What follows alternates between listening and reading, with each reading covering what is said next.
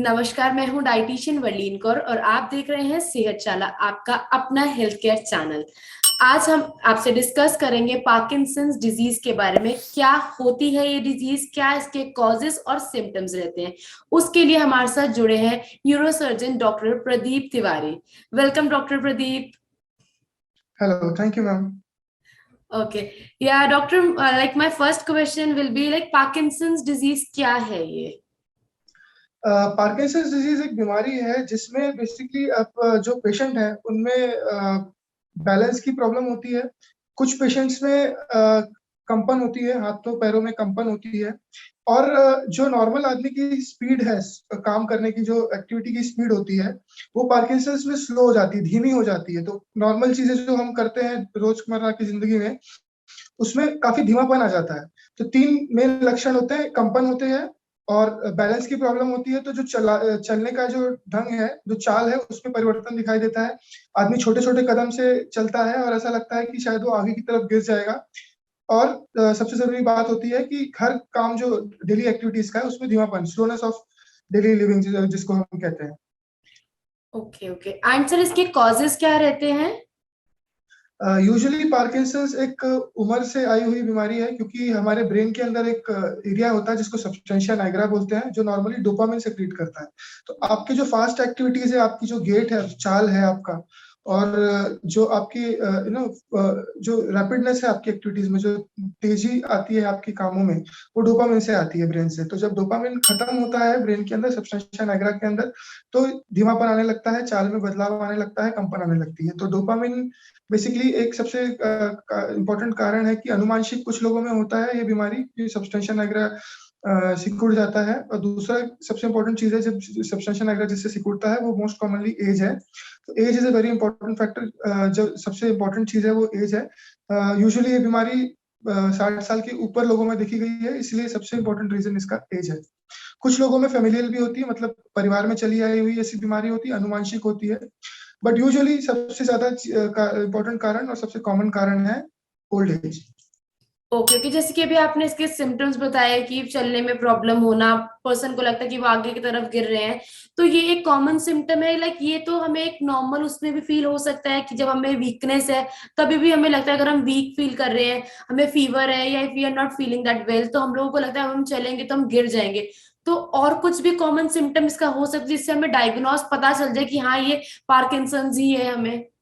सबसे कॉमनली जो लोग आते हैं वो है कंपन के लिए, क्योंकि वो स्टार्ट होती है, मतलब जो शुरुआत ही होती है कंपन से। तो सबसे ज्यादा पेशेंट आते हैं कि सर हाथों में कंपन या पैरों में कंपन आ रही है, उस तरीके से स्टार्ट होता है। तो एक वो चीज सबसे इम्पोर्टेंट आपको पता चलेगी कि हाँ शायद ये पार्किंसंस है। कोई भी आदमी 60 ईयर्स के ऊपर है जिसको अबनॉर्मल या कुछ अलग तरीके से कंपन हो रहे हैं हाथों पैरों में, तो ये चीज सबसे कॉमनली है, सबसे ज्यादातर लोग लेके आते हैं ओपीडी में।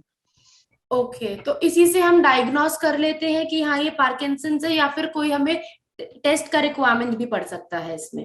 सबसे इम्पोर्टेंट, सबसे महत्वपूर्ण चीज ये है कि हम बेसिकली ये क्लिनिकल डायग्नोसिस है, मतलब पेशेंट को देखकर ये डायग्नोसिस बनाई जाती है कि उसको पार्किंसंस है कि नहीं है। कई ओके सारे टेस्ट होते हैं, बट एमआरआई होता है, पेट सीटी होता है, एक टेस्ट होता है जिसमें हम लोग डोपामिन डायरेक्ट ब्रेन का टेस्ट करते हैं, टोडैट स्कैन होता है, जिसमें ओके डायरेक्टली ब्रेन की डोपामिन को हम टेस्ट करते हैं। तो ये सारे टेस्ट होते हैं, बट अधिकतर रूप से ये डायग्नोसिस जो है वो एक क्लिनिकल डायग्नोसिस है। जो डॉक्टर है, अगर आपको ऐसे सिम्टम आ रहे हैं तो आपको जाके न्यूरोलॉजिस्ट को दिखाना है, क्योंकि वो देखेंगे, वो कुछ टेस्ट करते हैं जिसमें वो आपकी धीमापन आपका चेक करते हैं, ब्रेडिकाइनेसिया जिसको कहते हैं, और आपकी चाल देखते हैं, और आपकी कंपन की टाइप। कंपन बहुत सारे किस्म से होती है, एसेंशियल ट्रेमर्स होता है, डिस्टोनिक ट्रेमर्स होता है, पार्किंसन में ट्रेमर होता है। तो कंपन के अलग अलग टाइप्स होते हैं।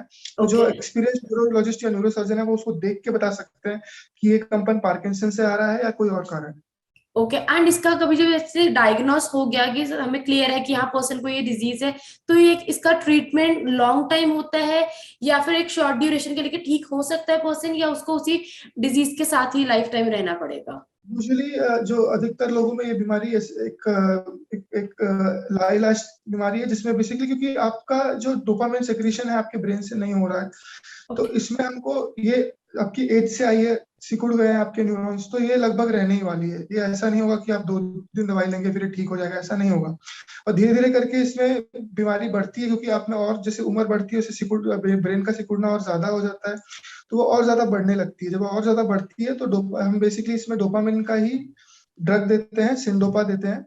तो धीरे धीरे करके हम ड्रग बढ़ाते हैं। कई और सारी दवाइयां हैं, सुफिनामाइड है, अपोमोर्फिन है, बहुत सारी दवाइयां हैं, रेजालेक्ट है, प्रेमिप्रेक्सोल है, बहुत सारी दवाइयां हैं जो इसमें यूज करते हैं। But main stay of treatment, जो मुख्यतः ट्रीटमेंट है, वो है बेसिकली ब्रेन के डोपामिन लेवल को बढ़ाने के लिए सिंडोपा, विच इज जो बेसिकली डोपामिन का एनालॉग है, डोपामिन ही है। उसको खाने से फिर ब्रेन में डोपामिन का लेवल बढ़ जाता है, तो ये उसका मेन ट्रीटमेंट होता है।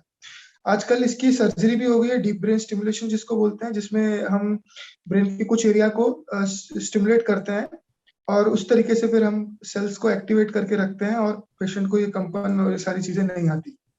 ओके ओके, तो ये एक ट्रीटमेंट का पार्ट ही होता है, बट लॉन्ग टर्म ठीक नहीं होता है वो, वर्स्ट तो कंडीशन उनकी होनी है, बट फॉर अ ड्यूरेशन आपको ट्रीटमेंट देते हैं वो सेल्स के बस रिलेटेड। हमेशा नहीं होती।